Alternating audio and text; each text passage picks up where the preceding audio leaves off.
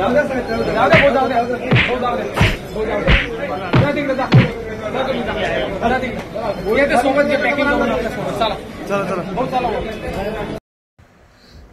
रात्री आकाशवाणी आमदार निवासामध्ये मी साधारणतः 9:30-10च्या दरम्यान जेवण या ठिकाणी मागितलं, वरण भात आणि पोळी।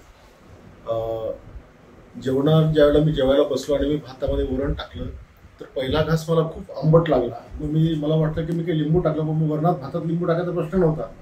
मग मी दुसरा घेतला तर मला उलटी झाली आणि मग मी त्या वरणाचा वास घेतला तर ते इतकं भयानक वास त्याचा होता। आणि मग मी त्याला जाब विचारला की हे तू मला काय जहर खाऊ घालतो का? आज ही कॅन्टीन महाराष्ट्रातले तमाम ग्रामीण भागातील लोक या ठिकाणी येतात। अशा प्रकारचं याचं हे जेवण हे नेहमीचं झालं आहे।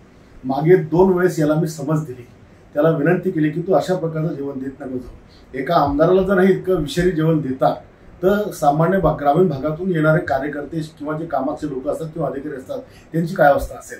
काल मला काही लोक भेटले, कोणी म्हणे पाल सापडली, कोणी म्हणे कापूर सापडला, कोणी म्हणे सुतळी सापडली, चपात्या पण असंच असतात। तर हे सामान्यतः आम्ही समजू शकतो, आमदारांसाठी जर तुम्ही असे वागता तर तुमचे ही किती मजुरी आहे, तुम्ही किती 20 लोक खाऊ घालता।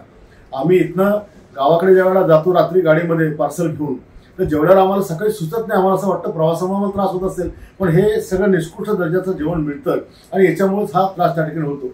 आताही माझ्याकडे ते पार्सलाचा वास घेतला तर तुम्हाला बेशुद्ध पडसा इतका वास त्याचा कार्यरत आहे आणि म्हणून मी त्याला चाप दिला। आकाशवाणी आमदार निवासमध्ये विधानसभा सदस्यांना आणि नागरिकांना देण्यात येणारे भोजन हे निकृष्ट असले, त्याच्यामुळे विधानसभा सदस्य त्या ठिकाणी चिडले आणि काही अनुचित प्रकार त्या ठिकाणी घडला। ह्या प्रकरणाची सखोल चौकशी करण्यात येईल आणि योग्य ती कारवाई करण्यात येईल। निश्चितपणे याच्यावरती आमचे वरिष्ठ नेतृत्व योग्य तो निर्णय घेतील। अशा पद्धतीचं निकृष्ट भोजन दिलं असल्यास कॅन्टीनवर निश्चितपणे कारवाई करण्यात येईल।